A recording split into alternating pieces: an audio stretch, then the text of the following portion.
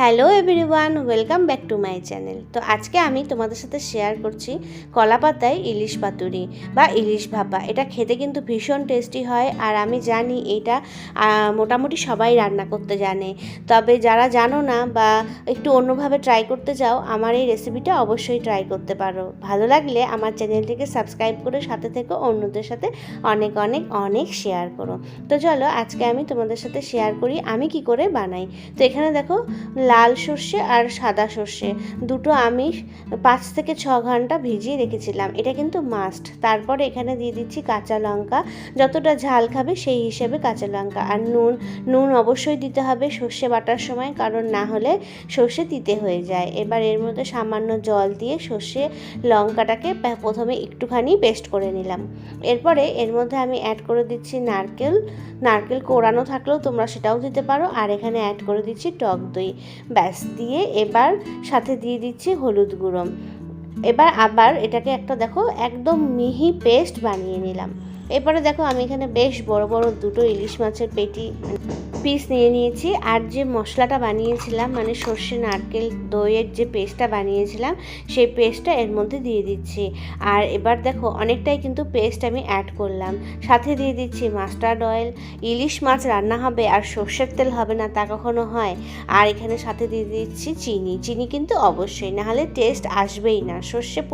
মধ্যে চিনি না দিলে তার টেস্টই আসে না। এবার খুব ভালো করে ইলিশ মাছটাকে এই মশলার মধ্যে মাখিয়ে নিচ্ছি, আর বেশ 30 থেকে 40 মিনিটস এটাকে ম্যারিনেট করে রাখবো।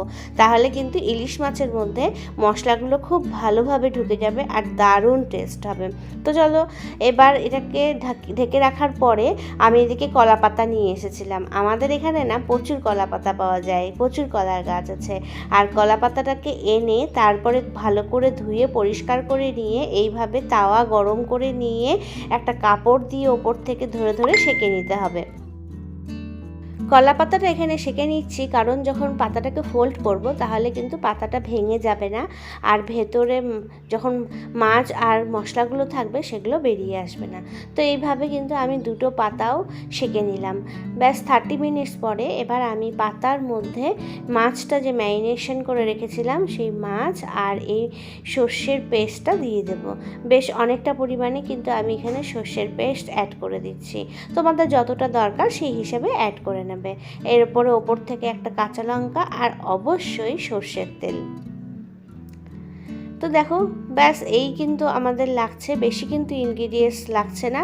আর এরপরে কলা পাতাটাকে খুব ভালোভাবে ফোল্ড করে দিতে হবে। তবে আমি একটু তাড়াতাড়ি করছিলাম বলে আমার কিন্তু আজকে ফোল্ডটা একটু দেখতে ভালো হয়নি, কিন্তু ভেতর থেকে কিন্তু কিছুই বেরিয়ে যায়নি।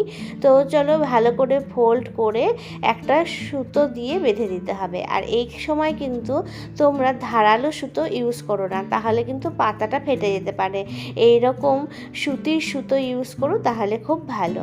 তো এইভাবে আমি দুটো মাছকেই পাতার মধ্যে বেঁধে নেব। আর তোমরা আশা করি সকলেই জানো এই কলা পাতায় যে ইলিশটা করা হয় পাতুরি, এটা কিন্তু কলা পাতার একটা খুব সুন্দর ফ্লেভার আসে। আর ইলিশ মাছ আমাদের বাঙালিদের কাছে একটা মানে ইমোশান।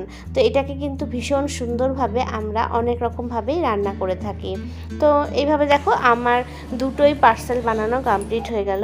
এবার আমি তাওয়ার গরম করে নিয়ে তার মধ্যে দিয়ে দিচ্ছি সামান্য পরিমাণ মাস্টার্ড অয়েল। এবার মাস্টার্ড অয়েল দিয়ে একটু গরম করে নিয়ে তারপরে আমি এই পার্সেল দুটোকে এর মধ্যে দিয়ে দিলাম, আর ফ্লেমটাকে আমি মিডিয়ামে রেখে ঢাকা দিয়ে দিলাম ওপর থেকে। আর 5 মিনিট পরে আমি এবার এই সাইডটাকে উল্টে দেবো। তো দুটো পার্সেলই আমি উল্টে দিলাম, আবার আমি ঢাকা দিয়ে দেব। আবার আমি 5 থেকে 6 মিনিট কিন্তু এটাকে মিডিয়াম ফ্লেমে রান্না করে নেব। তো দেখছো ভীষণ কম সময়ে কিন্তু এটা তৈরি হয়ে যায়। তো আমার তৈরি হয়ে গেল, আর মনে হচ্ছে এখনই পার্সেলটা খুলে গরম গরম ভাতের সাথে এটাকে সার্ভ করে নিই। তো চলো দেখো এখানে তো আমার ইলিশ মাছ রেডি, আর তোমাদেরকে খুলেও দেখিয়ে দিচ্ছি কি সুন্দর হয়েছে। পুরো ধোয়া উঠছে, এখনও ভীষণ গরম। তো গরম গরম ভাতের সাথে আমরা এটাকে আজকে লাঞ্চে খেয়ে নিই। ভীষণ টেস্টি হয়েছিল। তোমরা কিভাবে বানাও আমাকে জানিও। আর আজকে আমার ভিডিওটি ভালো লাগলে অবশ্যই লাইক করো, সাবস্ক্রাইব করো আর সাথে থেকো। টাটা।